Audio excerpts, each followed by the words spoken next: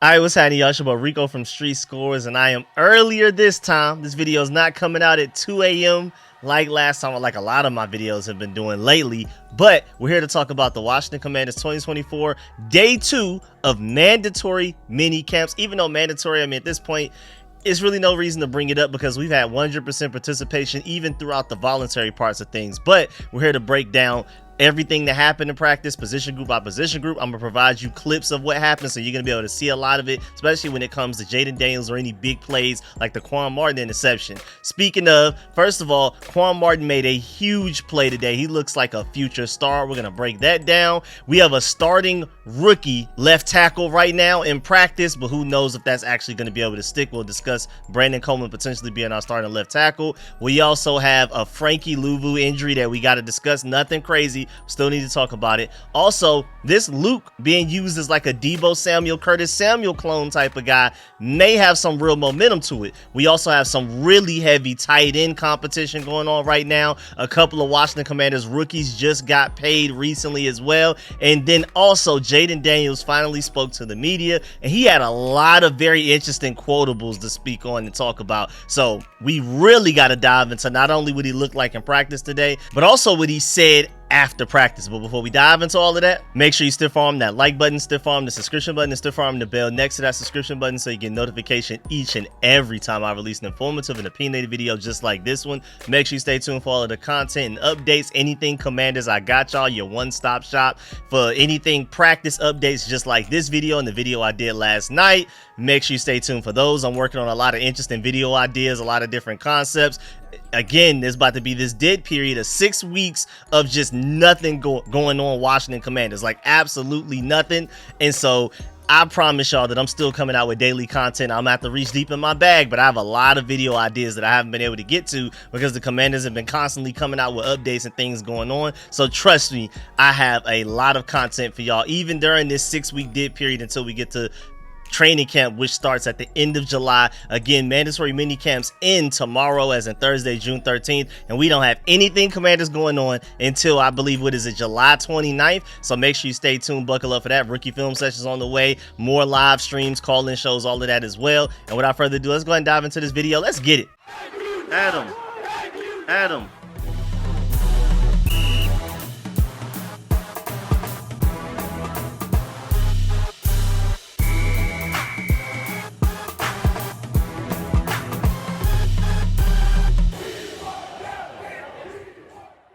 All right, so before practice, Commanders partner and owner Mitchell Rails was at practice today. Not exactly sure why, but I thought that was pretty interesting. I wanted to include that. Also, general manager Adam Peters was at practice today, and a lot of GMs aren't typically just at practice like a lot and often, but Adam Peters has been there a lot, and today, most notably, he spent a lot of time with the defense, watching over them and things like that. So I thought that was pretty interesting. Remember, this is the guy running the show on the football side of things. We've brought in a lot of smart, trustworthy, proven guys throughout the front office, the coaching staff, and everything like that, but nothing moves, nothing shaking unless Adam Peters says so, at least on the football side of things. And again, he was at practice today. He had a smile on his face, was just chilling, enjoying watching the team that he's building here. This is his first baby. He won Super Bowls with the Patriots, he won a Super Bowl with the Broncos, and he helped build the 49ers into the Super Bowl contender that they have been the past couple of years. This is his first time being the real guy that's running the show, the actual general manager and things like that, not the assistant, not the director of player pro scouting and things like that. This is his baby. This is his first baby ever. So I'm pretty sure he's just soaking up the process and enjoying the ride. And also, before we start to really dive into practice, here was a really interesting and funny moment between Jaden Daniels and Sam Hartman, just to show you some of the personality from these players that you don't always get to see it. But here's a nice clip of them showing who they truly are and just having fun even before practice started. Sam Hartman, everybody. Jaden Daniels. Hartman. Elisa Gibb. Start it now. Elisa Gibb. Sam Hartman, everybody. Jaden Daniels. Sam Hartman. Elisa Gibb. Start it now. The chosen one. Elisa Gibb. Sam Hartman. Start the chance.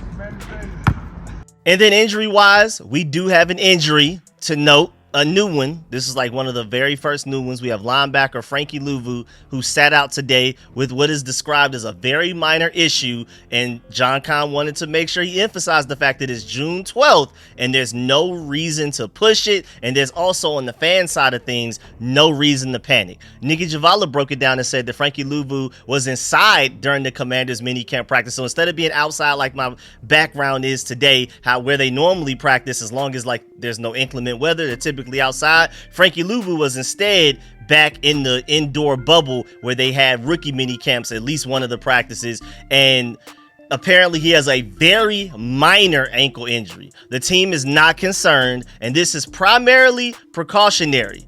And then she also went on to say that tight end Zach Ertz and wide receiver Jamison Crowder are here, but not to participate in the workout. But going back to Frankie Louvu, I'm hearing that if we had a game this week, he would be practicing. If we had a game today, he would be playing. So again, it's not of any type of serious injury, but it is one that's at least enough to where they're just like, just sit on the side. We don't necessarily need you. I know you're new to this defense specifically, new to the Commanders, new to the Dan Quinn Joe Jr. system. But first of all, he's already ahead of schedule as far as learning the system. And then also, and he's still a veteran. I mean, we have people out here saying that he's the second best linebacker out of the entire NFL. Doug Farrar, no attachment to the Commanders, no bias towards or for the Commanders, against the Commanders, nothing, no attachment at all. And he thinks that Frankie Louvu is the second best linebacker in all of football, only behind Fred Warner, who actually Adam Peters played a role in drafting for the 49ers. So Adam Peters just somehow finds a way to always keep a great linebacker around when he's doing what he has to do.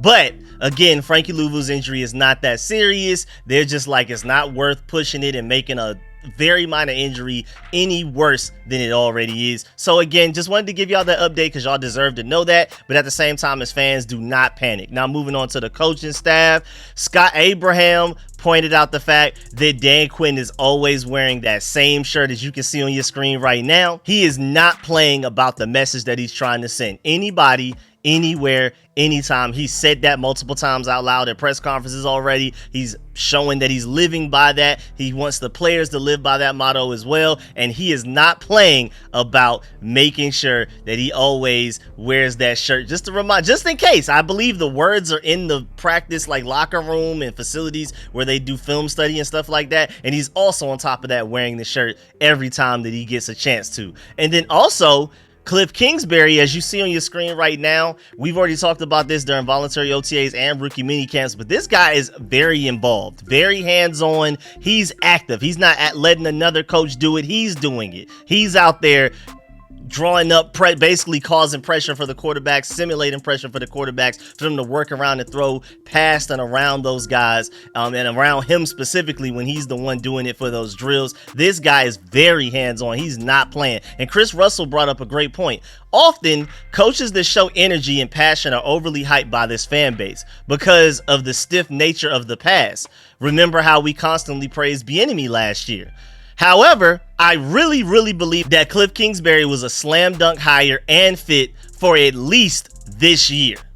And veteran free agent running back Austin Eckler is also very excited about Cliff Kingsbury as well. After today's practice, he said, Cliff Kingsbury's offense is different than what I'm used to, but it's fun. He said, quote, "You're going to see me all over the field," unquote. And maybe I should have actually included this in the running back section because this does have more to say about Austin Eckler than it does Cliff Kingsbury. But I did want to point out the fact that Austin Eckler is very excited about the fact that he will be utilized everywhere. Just in case if you thought that, yeah, we have all of these weapons, all of these guys in the tight end room, all of these guys in the receiver room, even Brian Robinson, who's a very underrated pass catching running back, but is also a great in between the tackles running back as well.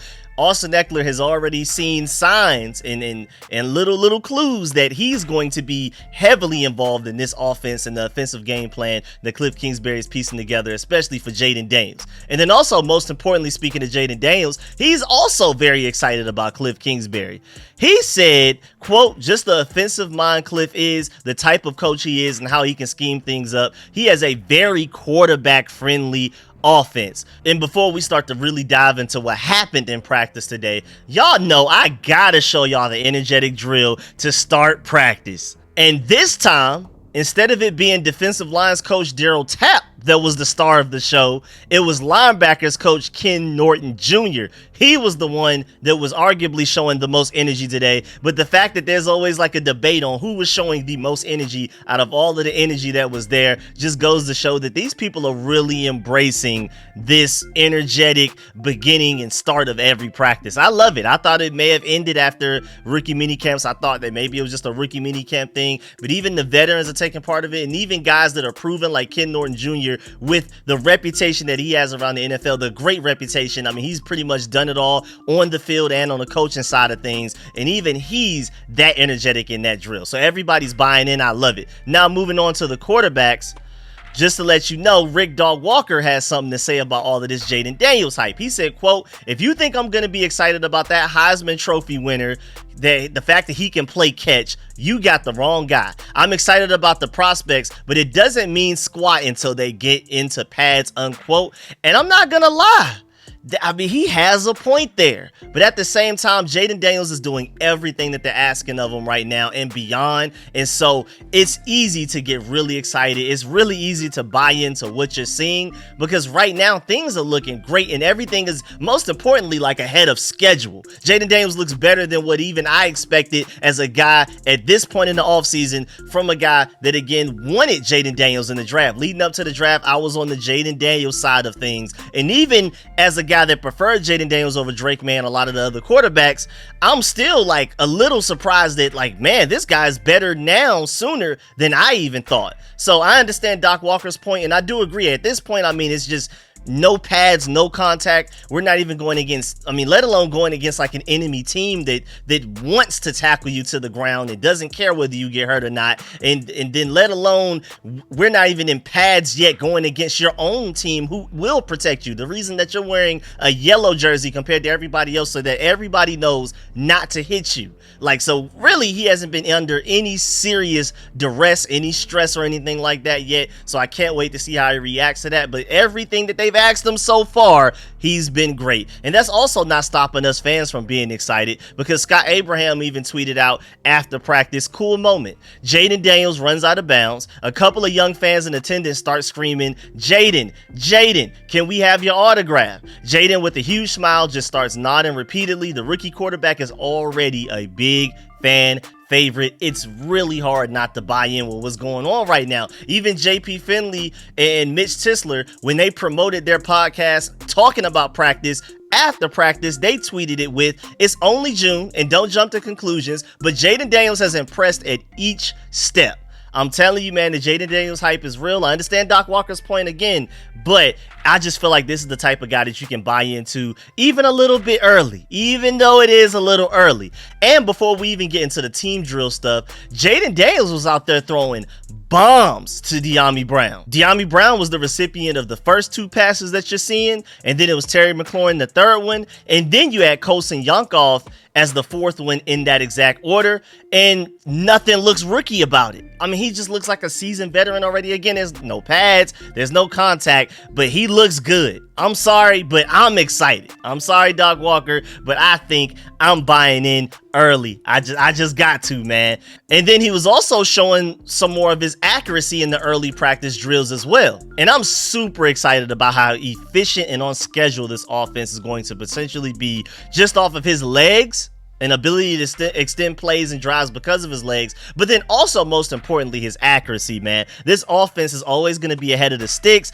Even in third down situations, I'm going to be very confident that he's either going to make the right decision with his arm or with his legs, and this offense is just always going to stay on the field. We're not going to 3 and out quickly and things like that, making our defense tired. I just can't wait, man. I'm super excited. And then moving on, Jaden Daniels was again the starting quarterback with the ones today. This is now the second day in a row.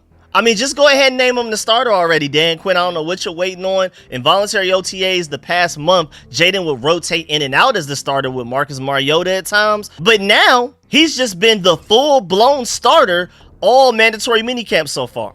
I don't believe he has taken a single non-starting snap in the past 2 days that since we've been doing mandatory minicamp. So I'm just like, go ahead and name him that starter, man. Also, JP Finley pointed out the fact that at one point in practice today, Jaden Daniels had a design run around the left side and he was going to get to the sideline, but other players yelled, "Don't do it," as a reminder not to hit the star rookie to the defensive players that were pursuing him. So again, this is a whole team effort from the front office to the coaching staff to even the players themselves.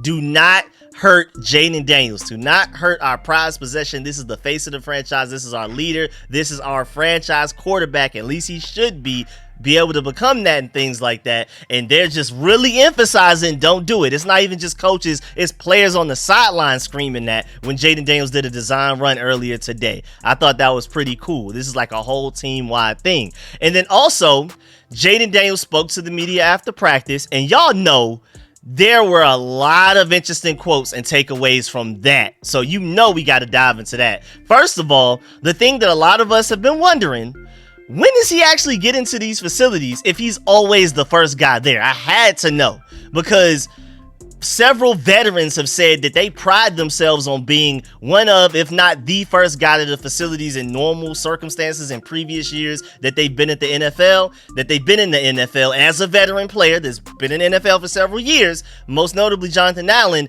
But they all say somehow Jaden Daniels has beat them every single day. And so the question has been asked, what is going on? Like, when are you getting to the facilities? And he answered, I get there around 5:45 to get mentally prepared, physically prepared for the day, then does a walkthrough in the bubble, and then even watches some film. He also said that Luke McCaffrey is there with him. Here's the clip right here. A lot of guys keep saying, I get here at 6:30 and Jaden's already here. So what time are you getting here? And what are you doing in the morning when you get here? I mean, I get here around like 5:45. And just like walking through in the bubble, in the indoor, watching film and stuff like that, but just trying to prepare myself for the day. It's kind of just that routine that I had when I was in college, but now I'm in there actually walking through because I'm still learning the playbook and trying to grasp everything. So just being comfortable for the day and being ready to go out there and go out and compete at practice. And then Jim Nagy also saw that clip and then quote tweeted it and said, "Rookie quarterback working extra with rookie wide receiver. Sounds a lot like chemistry building between CJ Stroud and Tank Dell last year. Smart fantasy owners are earmarking Luke McCaffrey and laid around." So that's Jim Nagy. Again, absolutely no attachment to the Commanders organization in any way possible. No bias against, towards, for anything. No reason to be a Jaden Daniels and Luke McCaffrey fan. Just on the outside looking in, seeing how they're going about this offseason so far reminds them of CJ Stroud and Tank Dell last year. And barely anybody, maybe only a select few people, expected the year that CJ Stroud and Tank Dell had last year and the chemistry that they built just within the first offseason, both of them being rookies and things like that. And so Jim Nagy's pointing to the parallels there, that maybe the next version of that is the Jaden Daniels and Luke McCaffrey chemistry coming up. So I thought that's really interesting. That's very noteworthy, something you may want to keep an eye on, because if a guy on the outside looking in feels that way, there's no reason us fans should even have to hide our excitement for potentially feeling that same way as well. Also, Jaden Daniels was asked about what it's like going from college to the NFL. He said, quote, "Really, it's just about learning how to be a pro, and that's probably the biggest gap for me. Having the routine, playbook, stuff like that. I'm just trying to soak up as much knowledge as possible," unquote. And then he also said, quote, "I've got a long way to go," unquote. He said that he likes learning from others. Quote, "If you really want to be successful, you want to learn. You want to be a pro at the highest level. You got to take knowledge of people, learn from their routines and what helped them to be successful," unquote. I absolutely love that. This guy's basically just being a sponge. Absolutely love it. But another quote that I really liked from him, when JP Finley asked him after practice what it's like to be a star quarterback, and that's the exact wording he used, Jaden Daniels responded, quote, "I ain't a star quarterback. I'm a rookie," unquote. Absolutely love that answer, man. I mean, he clearly has the right mentality walking into this situation as the franchise quarterback. Here's the clip if you actually want to see it yourself. I mean, I ain't a star quarterback. Yeah, I got a long way to go. I'm a rookie, to answer that. But just coming out here and just being able to experience different things. Like, that was my first time throwing out a first pitch. That was my first time going to a soccer game and just seeing the atmosphere, seeing different sports, and be able to just go out there and support them, coming into a new town, a new community, and be able to go out there and support, and, showing them love. So when our season come around, the players at the Nationals game, or, people on the Team USA for soccer want to come to a game, they can come show love too. And then sticking with Jaden Daniels just a little bit longer, I know we talked about how much Terry McLaurin loves Jaden Daniels in last night's video in the breakdown of the day 1 of mandatory mini camps from yesterday. But today after practice, Scott Abraham interviewed Samuel Cosmi. He said a lot of interesting things, but the most notable one was him talking about how special he felt Jaden Daniels is and will be. Already did an entire video breaking down how Samuel Cosmi is literally the best player on this team, in my personal opinion. Even though he isn't necessarily the face of the team like Terry McLaurin or Jonathan Allen, I still feel like it's very significant that when a guy like Samuel Cosmi believes that much in a new quarterback like he does, it really means something. I mean, he didn't talk about any of the other burgundy and gold quarterbacks the way that he's talking about Jaden Daniels right now. Just like Terry McLaurin, there's definitely a big difference in how Samuel Cosmi and Terry McLaurin have been talking about Jaden Daniels compared to other quarterbacks. Even when they were having bright days, they were having good days and bright moments and flashes of greatness, they never talked about them the way that they talk about Jaden Daniels. They just never did. And then also, Jaden Daniels is equally as excited to work with the veteran playmakers as they are to work with him.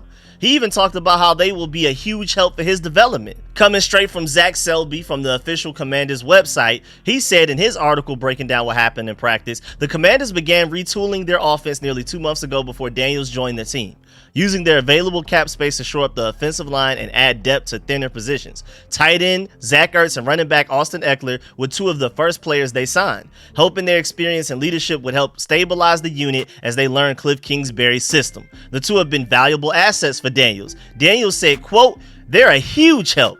Another set of eyes because they've seen a lot," unquote. And Zach Selby goes on to say, "A lot would be an understatement." As 2 of the oldest active players at their respective positions, Eckler and Ertz have appeared in a combined 254 games, accounting for 115 total touchdowns. Ertz is 5th on the Eagles' all-time receiving yards list, while Eckler has led the league twice in single season touchdowns. Aside from passing on some veteran knowledge, having them on the field is a reminder to Daniels that he doesn't have to make every play by himself. I love that thought process. And Jaden Daniels also said, to basically build on that, quote, "If you don't like it, check it down to Eckler and let him do what he does. Obviously, he's a very good receiver. You got a quarterback-friendly tight end in Zach. That's very smart, very intentional with what he does with his route running," unquote. So Jaden Daniels knows that he can kind of lean on them at times. It's not all about him having to force things and carry a team on his back. He has other great players around him, and he's coming into a great situation. So at times, sometimes rely on them, man. They get paid millions of dollars. They've been great at their different respective teams. They've all come here to help you. Let them do that. Let them make plays. There's a reason we brought them here. And then also Adam Peters, when you really think about it, he really cooked with how he built this team to help Jaden Daniels grow into a great quarterback, hopefully sooner rather than later with the way that he built it. Because it's not just about getting playmakers, it's the type of playmakers that you get. He made sure that he brought in a lot of safety blankets for a rookie quarterback. Austin Eckler and Zach Ertz are just that, safety blankets. The when in doubt, nothing else is looking good. I know those guys are going to be open somewhere, and they're going to make a play to make me look better and make things run smoother. And then lastly, Jaden Daniels also talked about what he plans on doing for the next 6 weeks after mandatory minicamp ends. Again, tomorrow, Thursday, June 13th is the last day. And then we have a big gap of 6 weeks until training camp starts, I believe, July 29th. He said, quote, "All I know is I'm going back to Southern California, go train with my quarterback coach down in Huntington Beach and get ready for the season, get ready for training camp," unquote. And I just thought that was interesting to know exactly what he planned on doing. I'm not surprised that he's going back home. Most people usually do that anyway, so that makes sense. But I wanted to point that out because if he's going back home, Maybe he's going to spend some time with Brandon Ayuk. Maybe we can get some of those trade rumors started again. But most importantly, maybe he'll kick it with his old friend CJ Stroud. They grew up competing against each other in the Southern California circuit. They're both from the IE, so they have known each other very well growing up. They're great friends as well. So maybe CJ Stroud can, give Jaden Daniels some pointers over the next 6 weeks. Hopefully they all work out together. Maybe they'll include Bryce Young in there as well, because Bryce Young also, even though he's not from the IE, I believe he's from Pasadena, they all knew each other growing up. They've all been rooting for each other while also competing against each other throughout this whole process of high school, college, and NFL. Jaden Daniels even pointed out the fact that, hey man, CJ Stroud had a great rookie season. He may have been nominated. He may have been like a Heisman finalist more often than I did, but I won a Heisman and he didn't. Like, that's the competitive relationship that they have with one another. So I'm hoping that Jaden Daniels spends a lot of time with CJ Stroud over these next 6 weeks as he waits until training camp starts. Now, moving on to the running backs, Eckler talked about how much he loves the competition between him and Brian Robinson. He's not running from it at all. And that's what the league is about. It's not about bringing a teammate down. It's about helping bring others up by trying to make yourself better. So instead of making Brian Robinson worse and talking him down and things like that to make himself look better, he's making Brian Robinson better to make himself step up. He's giving Brian Robinson every pointer. Do this here. Run this route like this. Do this drill like this. Hold the ball like this. Catch the ball like this. Pass protection, do this. So that when Brian Robinson starts to get better, Austin Eckler is like, well, I want to play too, so now I got to get better than his better. I absolutely love that mentality. I love the fact that this veteran group of guys that we've brought in, and some of the guys that were already here from the 2023 Commanders, they're really doing a great job of taking guys under their wings and helping them become better players. But also, I mean, we're all playing football. It's not like they're on the field coaches. They're competing at the same time. I love it. Austin Eckler also talked about his role in Cliff Kingsbury's offense like we talked about earlier. And he said it's great. You're going to see me all over the field. Again, I'm very excited about that. That sounds like, hey man, fantasy football option maybe. We'll see. And I mean, he just seems very motivated. That man, I'm telling you, he spoke after practice and said, quote, "This league is brutal. You're judged off of last year's results. And I know I need to prove again that I am great," unquote. And he says that he's feeling healthy now. And again, at one point in time, he led the NFL in touchdowns for like 2 seasons. But he didn't do that recently. And so now a lot of people are forgetting about him, of course, with them. The nature of the running back position, people are talking about him as if he's past his prime, like he's going to fall off a cliff and be completely useless, because for some reason running backs are just old at 29. They age like milk compared to other position groups in college football, let alone not college football, just football in general, let alone other position groups of other sports. I mean, running backs, whoo! I mean, they probably have the shortest career span, and he feels like he basically has a chip on his shoulder, like, I got to go out there and prove that I'm still that guy that led the league in touchdowns twice, 2 separate seasons. And I love that mentality as well. And then also Zach Selby, in his article breaking down practice, he said, "It looks like the running back room is mostly set, but there are a few players on the roster who are trying to push for a spot. One of those is undrafted rookie Michael Wiley, who had a few solid plays in team drills. He managed to cut through the defense on a draw, and while contact was limited, he showed good vision as he followed his blocks and maneuvered around defenders." So Zach Selby, when he does his breakdowns of practice, he doesn't talk about a lot of people. If he's bringing up a name, that means that they're really flashing. It's a name you may want to keep in the back of your mind as we get closer to training camp. When we're going through training camp, we get the preseason, and we're trying to figure out who's going to make the team or not. Just remember that back on June 12th, Zach Selby told you Michael Wiley has been making plays since mandatory minicamp and OTAs. Just keep that in mind. Just look out for that. Now, moving on to the wide receiver position, you have Luke McCaffrey. He had a really good deep pass catch here on this clip. But don't forget that Luke McCaffrey was working overtime after practice. Like, this was not required at all. This was not asked of him by the coaches, I don't believe. This was completely on his own. He was with run game coordinator, the Anthony Lynn, and he was working on receiving some handoffs out of the backfield. So are we looking at like a Curtis Samuel, Deebo Samuel role loading up for Luke McCaffrey, the rookie, the 3rd round rookie? But the reason I'm bringing it up right now is because we actually have footage of him doing that, like actually taking those handoffs and practicing those handoffs today. Here you go.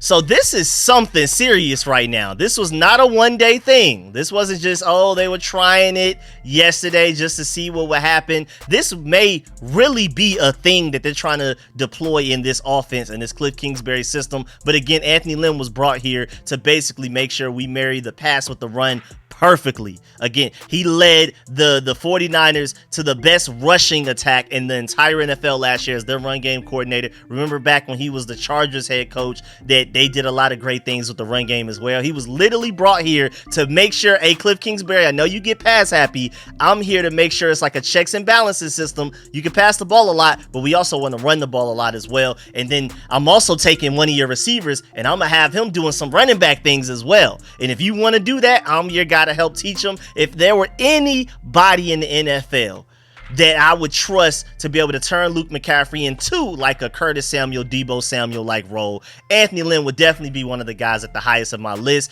And so I'm really excited, man. Luke McCaffrey being like a dual threat offensive weapon like his brother and filling into the hole that was left behind by Curtis Samuel leaving in free agency. I'm a big fan of this. This is probably one of the most exciting things that's come from mandatory mini camps. And just in case if you missed it, last night / early this morning when I did the breakdown of day 1 of mandatory mini camps from what happened yesterday, Tuesday, June 11th, I showed y'all how Luke McCaffrey is a significantly better athlete than even his brother Christian McCaffrey, and that was for both running back and wide receiver. So this can actually for real be a real thing.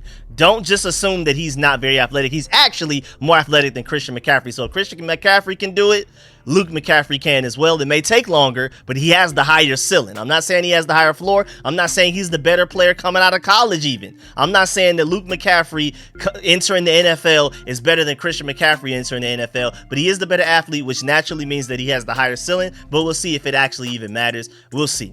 But then also, shouts out to George Carmi for pointing this out. He pointed out the fact that Craig Hoffman had a great episode of Take Command earlier today where he interviewed Luke McCaffrey, and he said, quote, although it could have been assumed, Luke shared that he plans on training this summer with his brother, and that can only be good for Washington. So speaking of Christian McCaffrey catch and win, oh, okay, Luke McCaffrey approaches his brother and says, hey, man, I'm trying to learn some of that running back nuance as well. Put me up on game. And Christian's going to do everything in his power to make sure that his brother succeeds at the NFL level. So even during this 6-week break where we're not having any Commanders practices, best believe Luke McCaffrey is going to be training his tail off. I mean, based off of the stories that Christian McCaffrey has told about their dad Ed and how they were like trained and basically like a very military like style as far as growing up to be groomed into football players. If there were any player that I was betting on working the hardest in this 6-week break of absolute nothingness in the Washington Commanders, it's probably Luke McCaffrey. And then it only helps the fact that Christian McCaffrey is an all-pro running back and you can argue wide receiver. Christian McCaffrey wanted to play wide receiver tomorrow. He would be a top 10 at probably even top 5 wide receiver as well. And so to have that guy in your corner, remember Christian McCaffrey literally vouched to Adam Peters, please take my brother, trust me, he can be great. If there's anybody that's more motivated to make sure Luke McCaffrey is great, it's his brother Christian. So again, everybody else is going to be taking the time, spending time with their family, going to Disney World with their family, things like that, going on vacation. Luke McCaffrey is going to be with Christian McCaffrey in the lab. So I'm super excited to see what he looks like coming back from training camp, because he'll probably already look like a seasoned running back just off of the 6 weeks that he spent with Christian McCaffrey. Also, before we leave the wide receiver part of this video breakdown, Josh Norris, no attachment to the Commanders whatsoever. He just randomly came out earlier today at 9:30 a.m. and said that he's been watching 2023 Jahan Dotson tape in preparation for his show with Matt Harmon. And he basically, his whole thing was, what happened? Jahan Dotson came out on fire his rookie season. What went bad his second season? And he continued to tweet, I don't think him and Sam Howell got the same playbook, how bad the chemistry was. And he blames most of it on that. He said the timing and the location of everything was bad. He showed a play where Sam Howell threw a ball 4 yards out of bounds, completely uncatchable from him. But then he also pointed out the fact that even when Sam Howell would deliver a really beautiful ball, Jahan Dotson didn't catch it a few times. And then he also showed a clip and a couple of clips of like him and Jahan Dotson and Sam Howell. When they did click, it looked great. And so basically his point is that if Jahan Dotson and Jaden Daniels can go ahead and build that chemistry that him and Sam Howell were lacking, then Jahan Dotson can bounce back and explode onto the scene as a receiver. And basically his whole point is that he has faith that Jaden Daniels can be that quarterback that can help unlock Jahan Dotson's breakout season. And then lastly, before we leave the wide receiver position, during special teams period, Terry McLaurin, already solidified as a top 15 wide receiver in the NFL, was just getting in extra work. While other players are kind of chilling around, they don't really have much to do, Terry McLaurin's over there catching even more passes. I love that. As you can see on your screen right now, man, one of your best players, the faces of your franchise, is working this hard. Just setting an example is going to only encourage everybody else to be like, man, if he's that great and he's working that hard, if anything, I need to outwork that to become better and to really stand out. So if Terry McLaurin working that hard is setting an example, I can only imagine what the other receivers are going to be doing as well. So I'm very excited. Now moving on to the tight ends. We have a lot more to talk about with the tight ends today than we normally do. So buckle up. This is going to be really exciting. Typically we only have like maybe 1 or 2 notes. We have quite a bit of notes for the tight end group. And so y'all know that I'm always anxiously waiting to hear any and every bit of Armani Rogers news. So I'm very happy to hear Zach Selby say in his article breaking down practice after practice, Armani Rogers spent the last year recovering from a season-ending injury that he suffered like very early on too. He didn't even make it to the regular season, but he's fully healthy now and ready to prove that he deserves a roster spot with the new regime.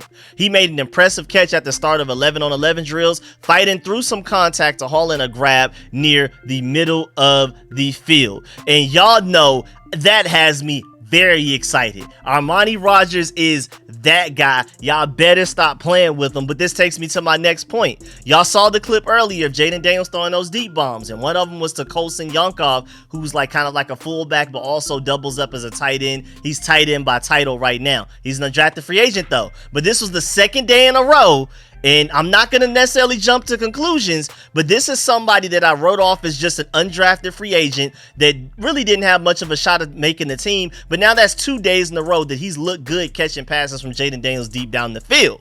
So now I'm starting to hear his name come up more and more. He's starting to make more and more plays. And so it's crazy because our tight end group is already really deep, in my opinion, even before Colson Yonkov started making these plays these past couple of days. Like when you really look at it, we already have Zach Ertz, John Bates, and Ben Sinnott at the top as locks for our tight end room to make the final 53-man roster. That's 3 already, right? And are we going to keep 4? I highly doubt we keep 5. There's even a chance that we may only keep 3. I mean, some teams do it, but we just have too much talent. We're going to keep at least 4, but I highly doubt we keep 5. So that means that we have a battle between my favorite tight end out of the entire tight end group, and Ben Sinnott's a close second, but Armani Rogers just simply because he has the highest ceiling of any tight end on the team, arguably one of the highest ceilings of any tight end in the NFL, just based off of freakish athleticism. He's the Jeremy Chin of tight ends, just to give you a better viewpoint on how high his ceiling is. Then you have Cole Turner. He's the contested catch king, but he was just underutilized the past couple of years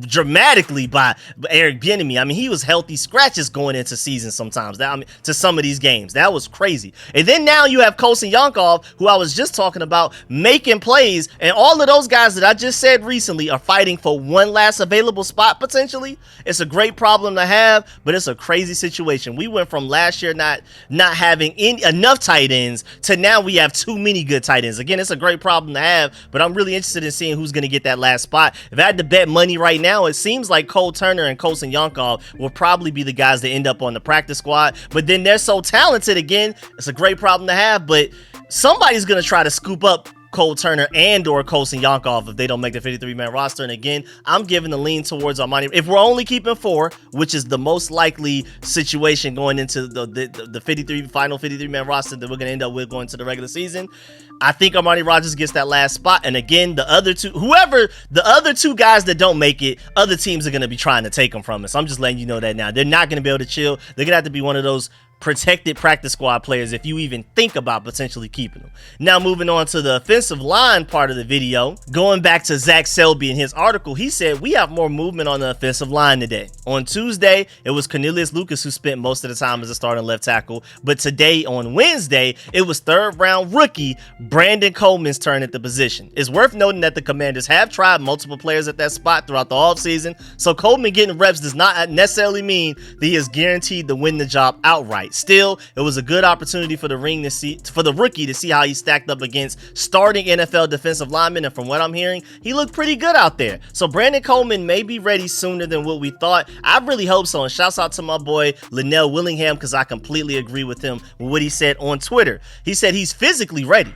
Hope that continues into training camps. I have super high hopes for him. Text from a TCU coach to WrestleMania when asked to describe Brandon Coleman in one word, quote, nasty, unquote. That's it. That was the word to use to describe Brandon Coleman. Again, to Linnell's point, he's physically ready. If we're talking about ceiling, he has the potential to be not only the best pass blocking tackle that we have on this entire team, but also the best run blocking one as well. If we're just talking pure ceiling, and then he's also just the way that he's built, physically ready to start day one. It's all about nuance. It's all about knowing the playbook. It's all about having chemistry with the left guard to the side of you and everything like that. It's all about being able to be aware and pick up stunts when they're coming, to know what to do, how to get to the second level, who you need to get to. It's all the nuanced veteran IQ stuff. That's the only thing. But physically, Brandon Coleman can easily start today. He's more mobile than our other tackles. You could argue he's stronger than all of them. He's easily more athletic, so I'm really excited. And then moving on to defensive line, you have Jonathan Allen and Deron Payne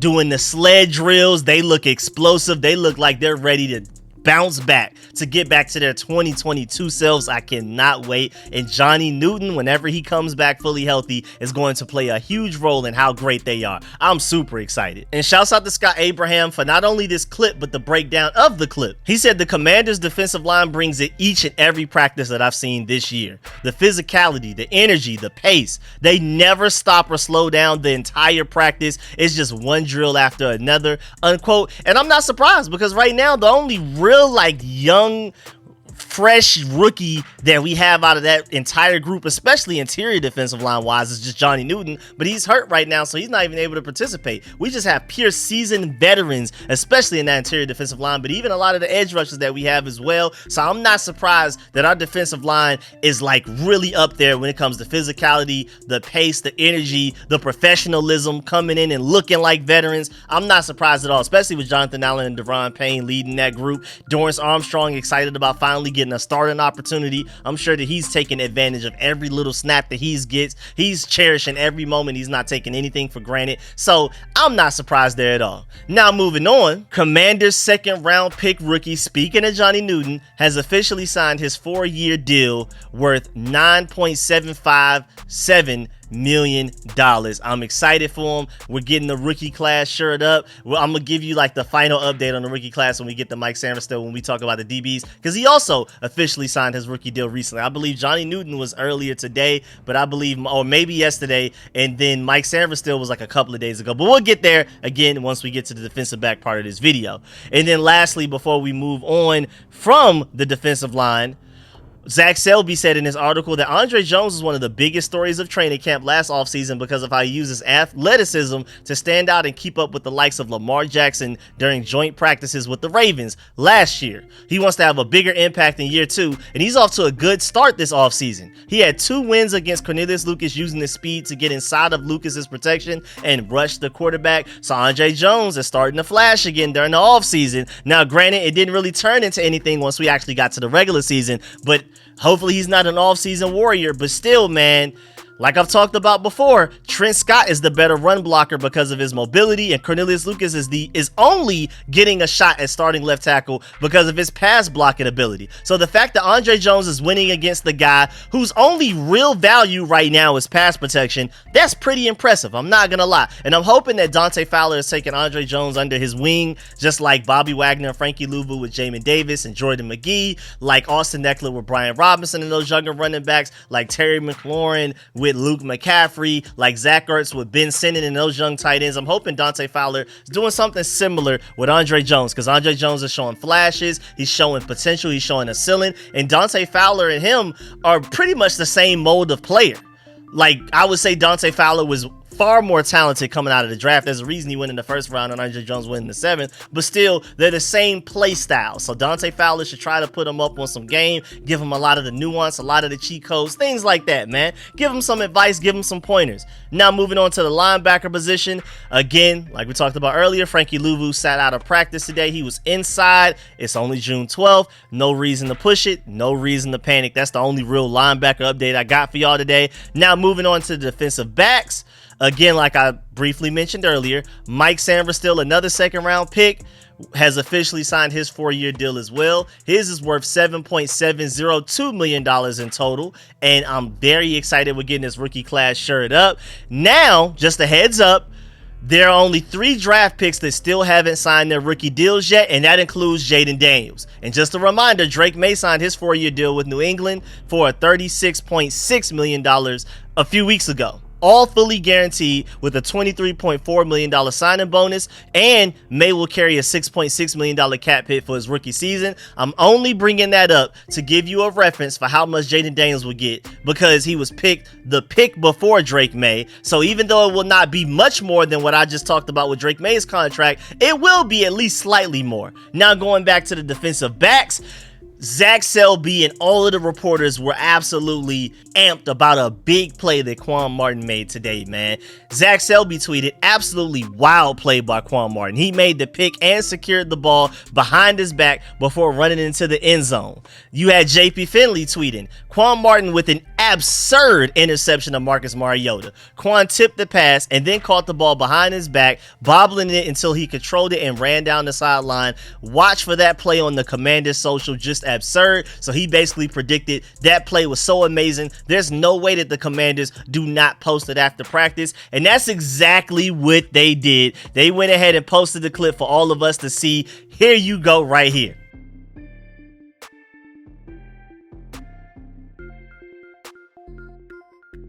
And some reporters are saying that Marcus Mariota was under pressure, and all of the reporters basically agreed that it was not only the play of the day, but it was probably the best play through the first 2 days so far of mandatory mini camps, just period in total. Like, I mean, the level of concentration that it takes to do this is crazy. We just talked yesterday about how Joe Witt Jr. has the DBs working with jug machines every day so they can bring the NFL's best turnover defense to Washington with them from the Cowboys year 1. We don't want this to be a growing process that takes years. We want year 1 instant success and production as far as turnovers go for this defense. And just to let you know, even though they've been working with jug machines every day, which is not typical for defensive backs to do in NFL practices, that's just really like a Commanders thing. Maybe other teams do it as well, but not all other teams. That is definitely a Joe Witt Jr., Dan Quinn thing that they're really trying to preach and put into their heads. Like, we need to catch these interceptions. We don't just want a bunch of passes deflected. We want turnovers.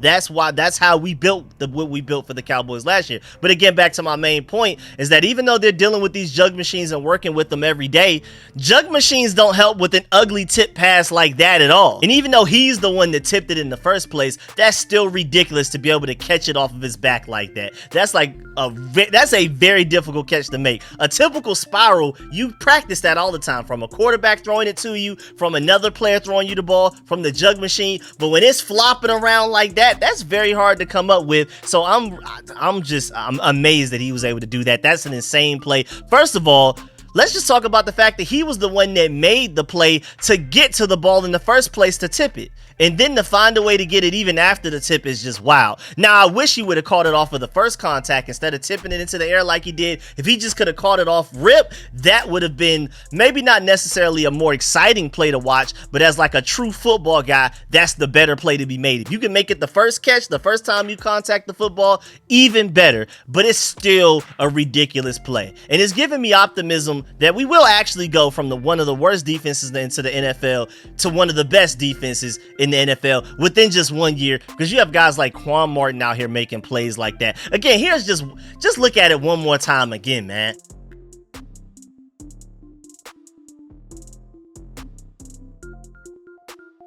And this takes me to the point that I really agree with what Commander's Realm tweeted out earlier today. He said out of all of the DBs returning from last season, Quan Martin is by far the one I'm most excited about, and I completely agree. Now, Jeremy Chin is a defensive back that I'm most excited about in general. But when we're talking about all of the returning DBs from the 2023 Washington Commanders, Quan Martin is easily the one that I'm most excited about as well. And it's plays like that just has me even more excited. Like, yes, stock up, man. I've been trying to tell y'all Quan Martin is that guy. When we first drafted, even before we drafted him, I was taking him in my mock drafts leading up to the 2023 NFL draft, and now look at what he's doing. I'm telling you, he's basically just a higher ceiling, more athletic camera curl. I cannot wait. And now before we get up out of here, we also have some special teams updates as well.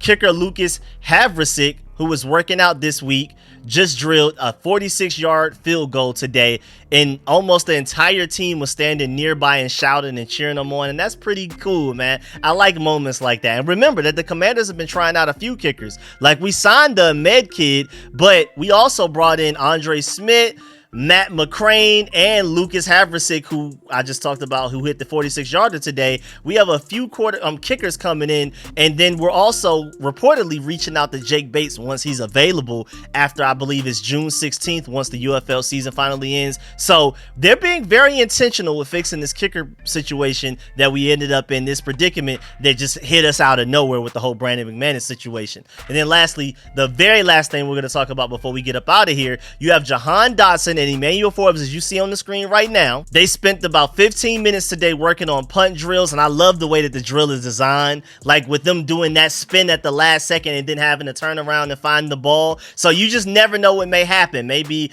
all kinds of distractions that happen on punt returns and things like that. And the fact that every time I've seen punt return footage, it's only been Jahan Dotson and Emmanuel Forbes doing it. So are they like leading the punt return competition right now? Who knows? I'm not going to jump to those conclusions yet. But again, I just like what I'm seeing with how creative they're getting. This is what Larry Izzo is bringing from having one of the best special teams units for like the last 4 years running straight. He's bringing that to the Commanders right now with a lot of different techniques and interesting drills, complicated things, like again, asking them to do a complete spin and then have to retract the ball before they catch it. That's going to make it so easy to return punts and catch punts when you don't even have to do that spin. You're just chilling like, okay, this is easy now. In practice, I'm having to do this whole 360 spin, this whole Michael Jackson routine before I'm able to catch the punt. But now in games, I'm just chilling. It's even easier in games. So I love those type of drills and those type of practices where we make practice harder than the games. I love that throughout the entire team, but especially for something like that. And just seeing some of the work ethic and some of the coaching prowess that Larry Izzo is bringing from the Seahawks here to the Commanders, I'm very excited. But yeah, man, that's the end of this video. Please get in the comment section. Let me know how you feel about everything discussed in this video. Please stiff arm that like button, stiff arm the subscription button, and stiff arm the bell next to that subscription button so you get notification each and every time I release an informative and opinionated video just like this one. Make sure you stay tuned for all of the updates. Again, any and every practice that the Commanders allow fans and media members to go to, I will keep y'all updated on every interesting piece of news and information, and I will also show y'all the clips like I did in this video. So stay tuned for all of that. Of course, let me know in the comment section.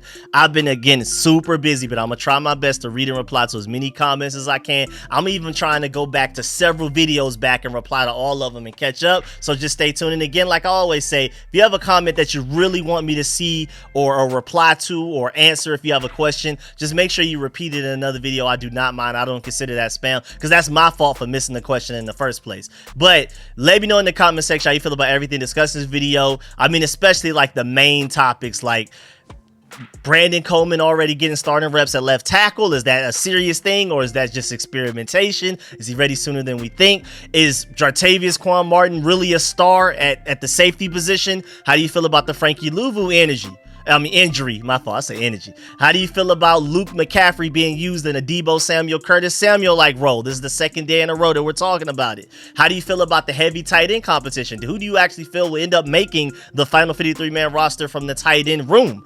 Also, Washington Commanders rookies getting paid, and the fact that Jaden Daniels still hasn't signed his. Do we need to ring the alarm? Is that a red flag, or is that just part of the process in the business? Also, how do you feel about Jaden Daniels so far in mandatory mini camps, and also a lot of the things that he spoke about after practice? how you feel about his quotes. So let me know how you feel about everything major that we talked about in this video. Of course, do not leave this video without leaving a like. I really appreciate y'all. Stay tuned. I'm working on rookie film sessions, and like I keep telling y'all, man, the Commanders are after June 13th. It's absolutely nothing going on with the Commanders for 6 weeks until the end of July, but I promise you Rico of Street Scores will still be coming with videos all the time for y'all. So make sure y'all stay tuned, because I have so many ideas that I just haven't had the time to get to. So this is going to be the perfect time for me to finally get to those ideas, most notably these film sessions for the rookie class. So stay tuned for all of that. I really appreciate y'all. I'm gonna catch y'all later. I'm out.